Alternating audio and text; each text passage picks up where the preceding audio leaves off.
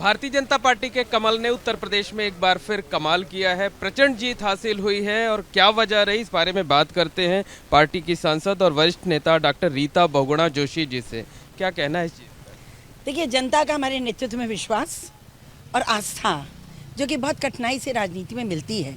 2014, 17, 19 और अब 22 लोगों ने एक स्टैंप लगा दिया है, मुहर लगा दी है कि अब सुशासन और जन कल्याणकारी कार्यों के आधार पर ही वोट पड़ेगा, विकास के नाम पर वोट पड़ेगा। तो इसलिए जो लोग हर बार एक्सपेरिमेंट करते थे, प्रयास करते थे कि ये जोड़ तोड़ की राजनीति हो, वो समाप्त हो चुकी है। अब मोदी योगी की जो डबल इंजन सरकार है उसके प्रति लोगों की आस्था का ये एक बहुत ही प्रचंड बहुमत के रूप में हमारे सामने उदाहरण प्रस्तुत हुआ है। सबसे बड़ा फैक्टर आपको क्या लगता है? शासन रहा है, राशन रहा है, या फिर कोई और चीज़, भाषण रहा है मोदी जी का? सभी रहा है, क्योंकि देखिए, लोकतंत्र में जब चुनाव होता है तो लोगों से संवाद करना भी बहुत आवश्यक होता है और लोगों की स्मृतियाँ थोड़ी कम होती हैं, भूल भी जाते हैं लोग, तो उनको स्मरण भी दिलाना पड़ता है पीछे का आगे का।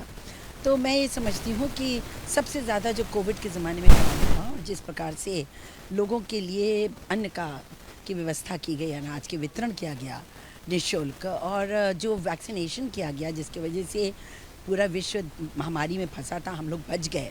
और साथ ही साथ जितने लोग कल्याणकारी कार्य, पेंशन ही को देख लीजिए, 300 से 1000 हो गई थी, किसान सम्मान निधि लोगों को मिल रही थी, शौचालय हो, अन्य बातें हों, तो एक टोटलिटी में लोगों को ये समझ में आ गया था कि चाहे शिक्षा हो, स्वास्थ्य हो, रोज़गार हो, या किसान हो, मजदूर हो, महिला हो, ये सब सुरक्षित रहेंगे। और जो सबसे बड़ा मुद्दा था वो सुरक्षा का मुद्दा था।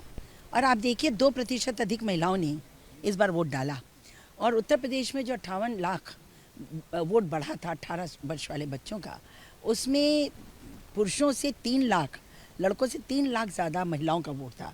तो महिलाओं ने एक बहुत बड़ी भूमिका निभाई है। अब महिलाएं तय करती हैं कि किसका शासन होगा, और महिलाओं को विश्वास है योगी जी के और मोदी जी के नेतृत्व में, उन्हें लगता है वो ज़्यादा सुरक्षित है। विपक्षी तो वोट एक तरह से ये एक बहुत ही क्यूमुलेटिव, जिसको कहते हैं, एक संयुक्त कारणों से हमारी जीत हुई है।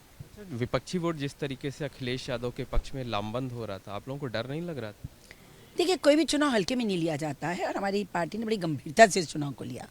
हमारे नेतृत्व ने भी एक सामान्य कार्यकर्ता के रूप में काम किया।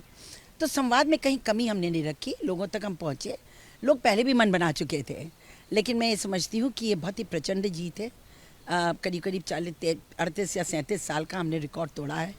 पहली बार एक मुख्यमंत्री दोबारा जीत कर वापस आया है, तो ये बहुत बड़ी उपलब्धि है। और इस जो संकल्प पत्र 2017 को हमने पूरा किया, तो उससे लोगों के मन में विश्वास उत्पन्न हुआ। अब 2022 का जो संकल्प पत्र है उसको अगले 5 साल में हमको लागू करना है। कहते हैं कि जो फ्री की चीज़ें होती हैं वो बहुत काम आती हैं। अखिलेश यादव ने कहा हम 300 यूनिट बिजली फ्री देंगे, प्रियंका गांधी ने कहा हम महिलाओं को स्कूटी देंगे, लेकिन वो सब भी काम नहीं आया। वजह इसकी क्या है?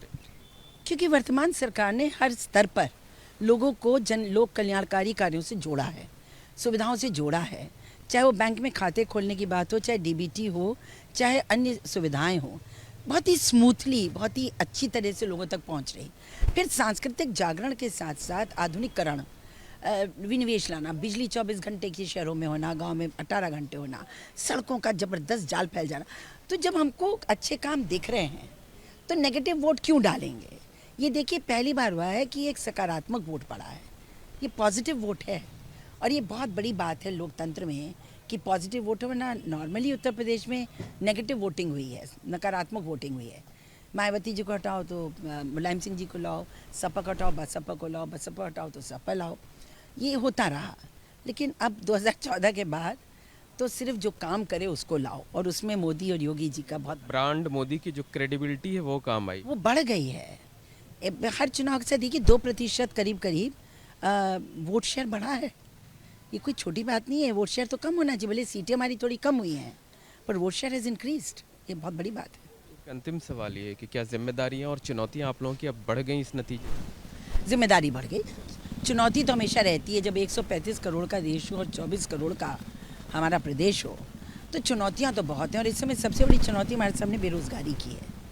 उसमें वैसे तो हमारे आंकड़े कहते हैं कि रोज़गार है, पर मनचाहा रोज़गार या जो कमसरेट टू योर क्वालिफिकेशन, लोगों की जो योग्यता है उसके अनुरूप, तो इस पर हम बहुत अच्छा काम करेंगे। और साथ ही साथ देखिए जो विश्व में इस समय संकट खड़ा हुआ है, महंगाई पर हमें काम करने की आवश्यकता है और जो हमने वादे किए हैं अपने संकल्प पत्र में उनको हम पूरा करेंगे।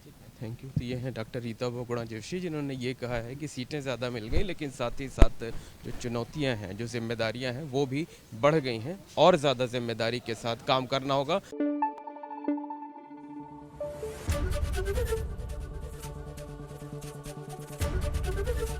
एबीपी गंगा, खबर आपकी, जुबान आपकी।